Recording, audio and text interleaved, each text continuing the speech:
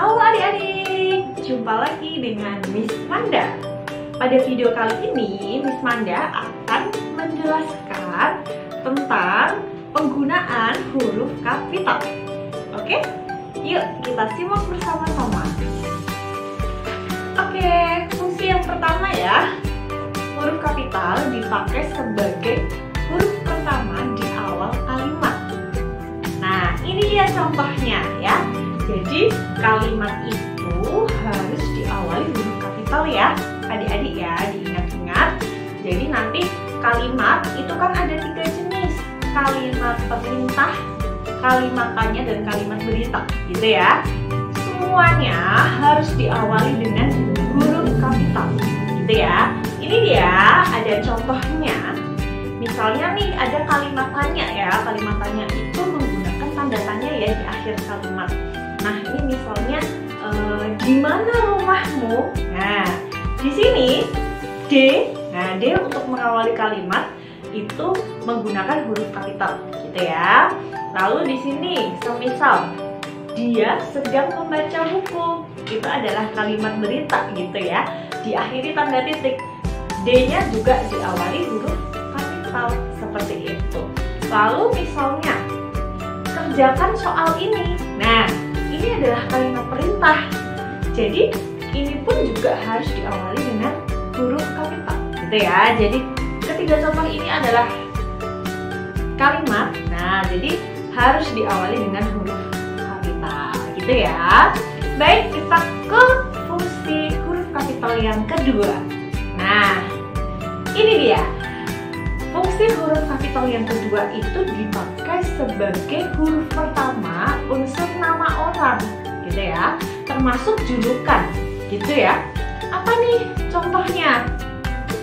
Yang pertama nih, misalnya ada nama ya, namanya Miss ya, Demanda, gitu ya, Demanda Widawati Nursani. Oke, fungsi selanjutnya yaitu huruf kapital dipakai pada awal kalimat dalam petikan langsung. Nah, gimana nih contohnya? Langsung saja, ini dia contohnya.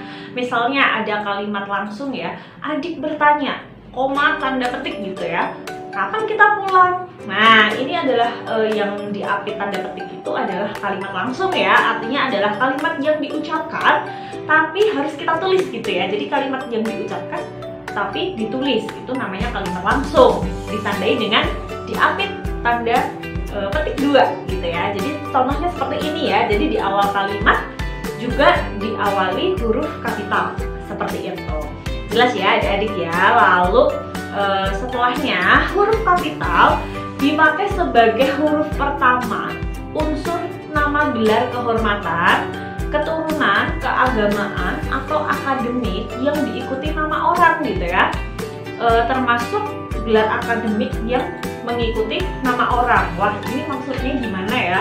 Kita langsung ke contohnya aja ya, biar lebih jelas. Oke, ini dia contohnya. Jadi misalnya di sini ada Sultan Hasanuddin, gitu ya.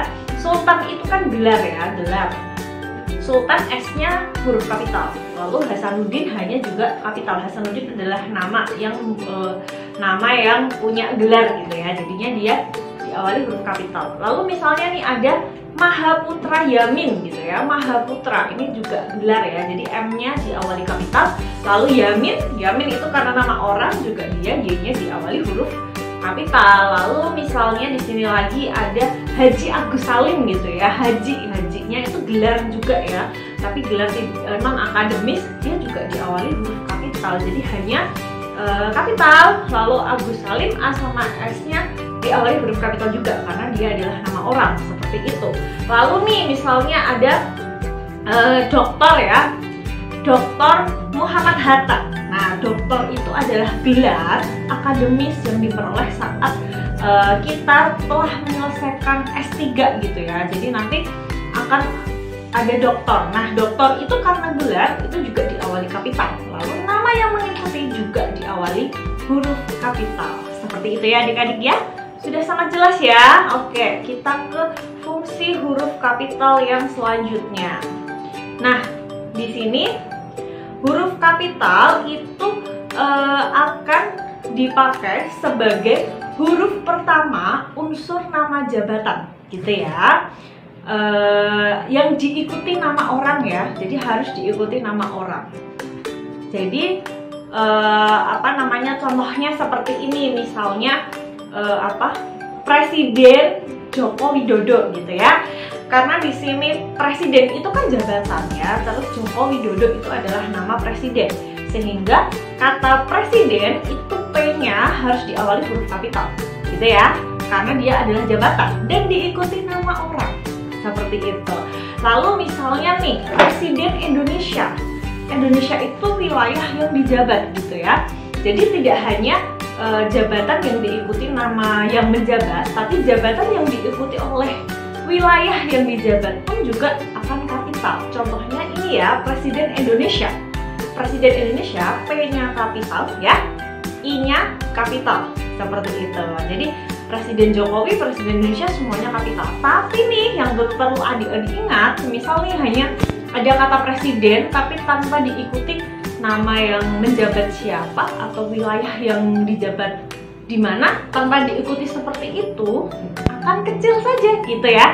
Jadi contohnya nih, Miss punya kalimat gedung ini diresmikan oleh presiden gitu ya, tapi tidak disebutkan presiden mana. Jadi presiden di situ di dalam kalimat ini P-nya tetap kecil gitu ya, karena tidak diikuti nama yang menjabat dan juga wilayah yang dijabatnya seperti itu.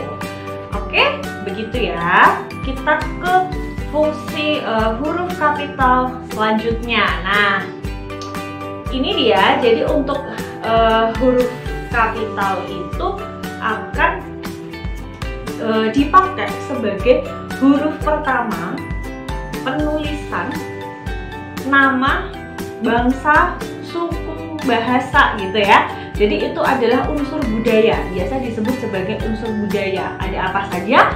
Jadi ada nama bangsa, bahasa gitu ya, terus suku, terus tari, terus apalagi ya, bangsa, bahasa, suku, tari, nah ras, nah itu adalah unsur budaya gitu ya. Jadi mereka ini nanti tetap kecil, unsur budayanya tetap kecil, tapi nama yang mengikuti akan kapital. Kalau bingung, nah ini dia gambaran contohnya. Jadi di situ misalnya ada bangsa Indonesia gitu ya. Bangsa itu unsur budaya, jadi B-nya itu tetap kecil ya. Tapi yang kapital adalah Indonesianya. Indonesia I-nya kapital seperti itu. Lalu misalnya ada suku Dayak gitu ya. Sukunya kan unsur budaya ya tadi ya. Sukunya tetap kecil, Dayaknya diawali kapital gitu. Lalu semisal nih ada bahasa ya. Bahasa Sunda misalnya ya, bahasanya kecil, B-nya diawali huruf kecil ya, Sundanya baru diawali huruf kapital seperti itu. Jadi ini catatan tidak di awal kalimat ya nak ya, kalau di awal kalimat nanti tetap kapital ya. Jadi ini kalau misalnya kita menemukan di tengah kalimat unsur budaya, yang kapital hanyalah namanya saja seperti itu ya. Nah, yang jadi catatan di sini ada bahasa gitu ya. Bahasa itu kalau konteksnya sebagai mata pelajaran, nah dia akan kapital. Jadi semisal gimana nih Miss cara biar tahu ini konteks mata pelajaran atau bukan? Dilihat dari kalimatnya. Kalau memang dia itu konteksnya pelajaran, pasti nanti bunyi kalimatnya itu akan berkaitan dengan nilai atau mungkin ulangan gitu ya, atau besok saya belajar bahasa Indonesia misalnya seperti itu, atau besok saya ujian bahasa Indonesia. Nah, karena konteksnya seperti itu, berarti yang dimaksud bahasa Indonesia itu sebagai nama mata pelajaran. Nah, kalau sebagai nama mata pelajaran itu nanti B-nya tetap kapital ya, Indonesianya juga kapital seperti itu. Oke?